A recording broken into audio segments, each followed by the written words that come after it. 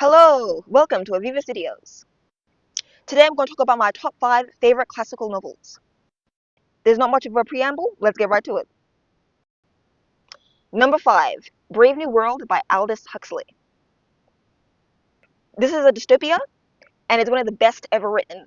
Much better than 1984, which I'm mostly making a comparison because I read 1984 around the same time as this. But Brave New World understands the human condition a lot better than 1984. In Brave New World, the people are given everything they want, right? After being brainwashed and genetically modified, right? So in Brave New World, they live in London, right? Dystopian London, where everyone is genetically modified so that they will do exactly what the government wants them to do, right? And because they are genetically modified, because their minds are like dulled, so that they will accept this world and do exactly what the government wants them to do. And I think that's a better explanation for why London is the way it is. Because they're genetically modified, and the government gives them an endless supply of soma, which is a drug that keeps them pacified. The plot of this book is very simple. Bernard and Lenina, who live in the dystopian London, come out of the dystopian London to like the wilderness where there's wild people who aren't genetically modified, right? And they bring back a savage man, John the Savage, and his mother, who was actually born in London but left one day for reasons I can't remember. Right. So they bring back John the Savage and his mother. His mother is back to the city she grew up in, where she just stays hooked up on soma pills until she dies.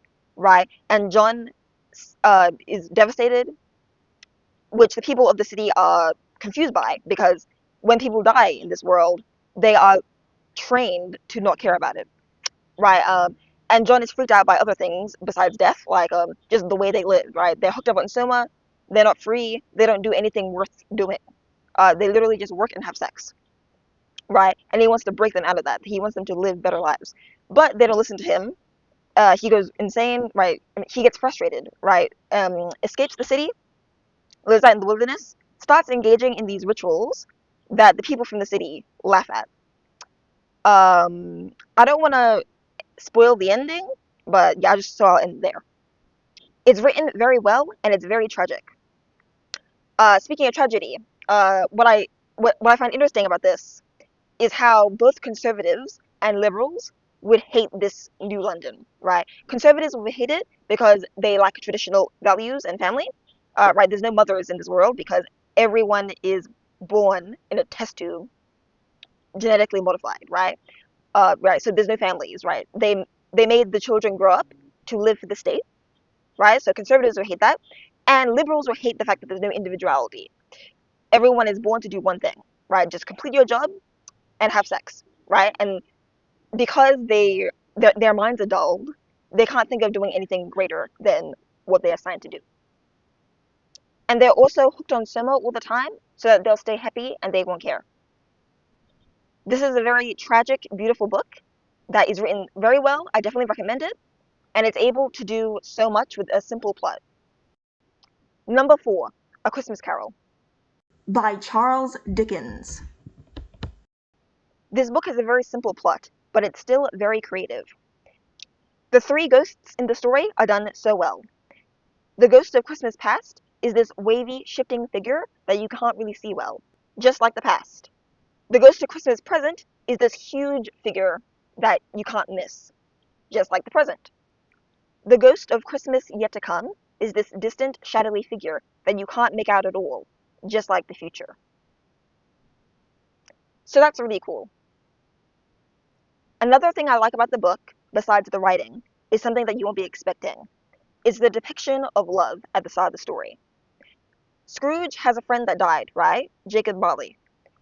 And Jacob Marley tells Scrooge how to avoid his fate, right? So the idea is that Jacob Marley loves Scrooge so much that he's trying to make sure that he doesn't end up in the same place, right? I love you so much that I don't want you to end up with me, right? Which is great. Like, is the idea that love is the willingness to sacrifice everything, even the chance to be with the person.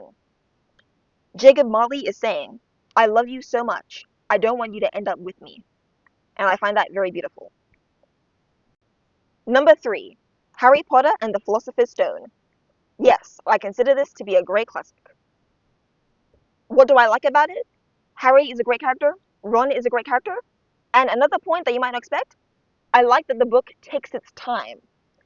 We don't even get to Hogwarts until chapter 7, which is like a third of the way in. We spend a large amount of time learning who Harry is, his personality, and the way he thinks, like how humble he is. I like how Hagrid. I like the part where Hagrid offers to give him a gift, and he blushes and says no. Right? We learn everything we need to know about Harry before he gets to Hogwarts, like any good story should do. Characters like Harry and Ron are what make the book work. Unfortunately, the magic system in this book is really boring and not serious at all. Um, J.K. Rowling was going for this whimsical kind of feel, and I don't like it, right? Like, the magic system sucks. Literally the worst magic system ever written. There's a part of this book where the students go to an astronomy tower to do God knows what. It's never explained. They learn astronomy for reasons we don't understand, right? Um, the only thing astronomy is used for in this universe is to give names to witches, because some witches are named after stars. But there is literally no other thought put into this magic system besides saying a magic word. Despite that, the book is still a delightful read. I love the part where Hagrid brings a dragon to his house, right? And the trio are there, Harry, Ron, and Hermione. And Hermione looks at Hagrid and she says, Hagrid, you live in a house made of wood. Right. The book had so much charm and wit, and the movies had none of it. I definitely prefer the books. Number 2, Watership Down by Richard Adams. This book is pretty amazing. I love the language the rabbits speak, I love Bigwig, and I love the plot. A group of male rabbits abandon Sandalford Roarin to find another place called Watership Down, after they hear a prophecy about its destruction from a rabbit called Fiver. So they go in so they go on a mission to a warren called Ephrafa to find females to break them out. Right? This is a very dangerous mission because Ephrafa is ruled by this evil rabbit called Woundwort, who is this totalitarian dictator. The writing in this book is so lovely, I have to read it again and again. The language that Richard Adams created for the rabbits is so well done. He, of course, did not complete the language, but he created words that were specific to rabbits, right? That was unique to their way of life. For instance, the word souffle means to come out from underground to graze grass. This is a word that only rabbits would need. This is a word that is exclusive to rabbit culture. It's a word that only rabbits would need, which is really cool. Bigwig is an awesome character. I love the part where he gets into Ephrafa. I kind of recommend the book just for that, honestly. The language, Bigwig, and the story, right? The journey they go on is pretty interesting. Um, like the part where they go to this warren where the rabbits live very strange lives because they're constantly being hunted, right? And it's given them this weird philosophy, I guess. Definitely worth checking out if you haven't already. Number 1, Peter Pan by J.M. Barrie. This book is fantastic. What do I like about it? The narrator, Captain Hook, and the whimsical, unexplained magic. I love how the narrator will interject and say something uh, I love how the narrator will interject and say something funny like, let us kill a pirate, just to show how evil Captain Hook is. Just to show how evil Captain Hook is. Right, I love that. Captain Hook as a character is great. Peter Pan is great. He acts exactly like how a boy who hasn't had rules in a long time would act. So that's perfect. The plot is simple and effective, and of course there's the whimsical magic, which I love. I love how Peter Pan's shadow just peels off of him. I love how the stars call out to Peter Pan for him to come to the Darling's house. And I like the way they learn to fly by thinking happy thoughts. That's just lovely. This is a beautiful, whimsical book about the nature of childhood and what it means to lose it. This is an amazing book, and everyone should read it.